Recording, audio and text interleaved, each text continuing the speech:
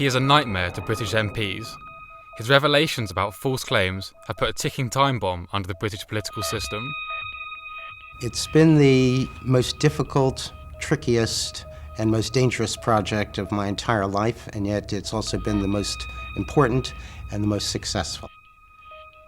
For weeks, the British newspapers have mentioned his name, but he has never spoken publicly about his role in the expenses scandal before. But today, for the first time, he tells the story on television.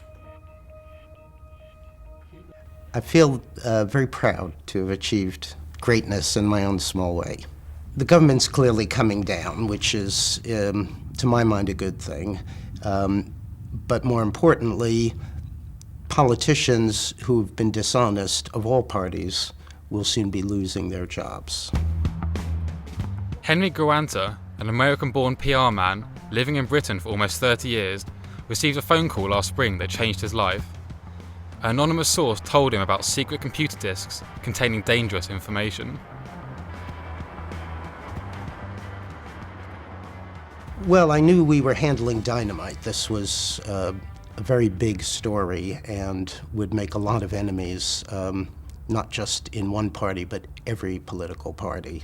So there was a natural concern that attempts would be made to continue to suppress the truth as they'd been doing for years.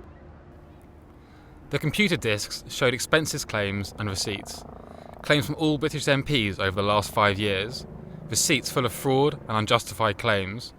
Gewanter was asked to operate as middleman to bring this dangerous and embarrassing information to the media. He approached 4 newspapers.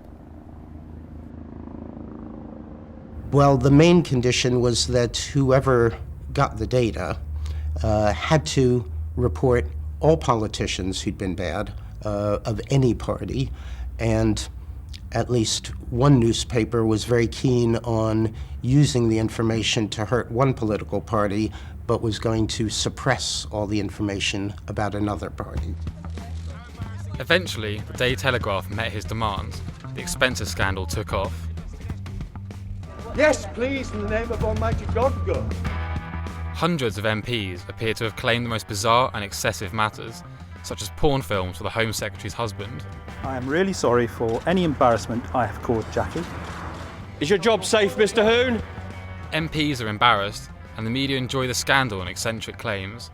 Claims for non-existing mortgages, claims for the duck house in the pool and the cleaning of the castle moat. The list is endless, shameless and ludicrous. So Michael Gove will pay back the £7,000 claimed for furniture. Oliver Letwin will pay back the £2,000 for the pipe under his tennis court. Andrew Lansley will pay back the £2,600 for home improvements.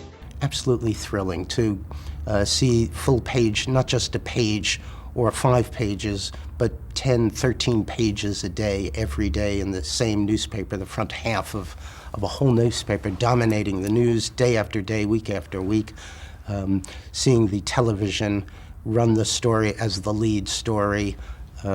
Absolutely unbelievable and wonderful. The political damage is enormous. 7 secretaries resign. Numerous MPs will stand down by the next election. For the first time in 400 years, Mr. Speaker, the officer of the House of Commons, has to resign. Secretly, Gewanter enjoys the turmoil. I was standing in the line to pay for my paper when a woman behind me commented about the scandal on the front page and said that she couldn't bear to buy that paper anymore. It was all too distressing for her. And then said, now the government's trying to find who's responsible for the leak. And I suddenly had a little shiver down my spine thinking, that's me, I better not say anything. So I paid for my paper and left immediately. Gewanter is the middleman, the man who contacted the media. The ultimate source, the people who stole the discs and gave them to Gewanter, stay anonymous. Who are they? Employees of the audit office or MPs who had enough of the fraud their colleagues practiced? Gewanter won't say a word. Can you say anything about your source? Nothing at all. No, Is he working in Parliament? Or? No, the whistleblower could be sacked to lose his job and never work again. So it's very important that we continue to protect the source from that sort of revenge. Gewanter himself fears no revenge. A few weeks ago, newspaper journalists revealed his name. The police told him that he won't be prosecuted. The press, however, thinks otherwise. I've been bombarded by media interest. We've had the pleasure or otherwise of what's called doorstepping with TV cameras outside our door on weekends and news wires knocking on the door. Yet you've never done a TV interview. This is the first one. Today is my first one, yes. The spotlight is now on Prime Minister Gordon Brown. He himself didn't do much wrong. The Labour Party has sunk to new depths in the expenses scandal. The public expressed its anger in the European elections. Labour lost dramatically, their worst defeat ever. Even party members demanded his resignation. Okay, thank you very much. Mr. Brown has not done very well on this. He's been caught with his pants down, and he's been struggling ever since. The decent thing would be for them to resign immediately, but I believe they'll have to be dragged out by their hair, kicking and screaming every inch of the way. And you would be very willing to help out with that dragging? I don't know that I'd grab them by the hair, but I'd be happy to help take the legs and carry them out, yes. Daily Telegraph, please, ma'am. Here, darling. Thank you very much. Thank you. Brown on the edge. Looks like he's a goner. The question comes to mind of why he revealed this scandal. It has nothing to do with private gain nor money, he tells us.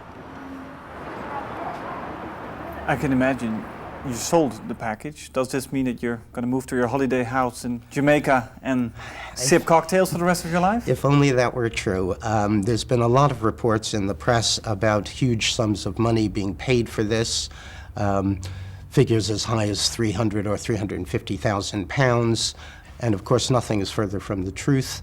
I haven't received a single penny for this from anybody. I did it for what's called a pro bono for the public good. The main result is public anger. Angry voters have more than ever lost their faith in politicians. But that is not my responsibility, says Gewanter. It's not my fault they've lost. It's their own fault. I'm proud to have had a significant role to play in bringing this to light. But I haven't brought down the government. They brought themselves down by being improper.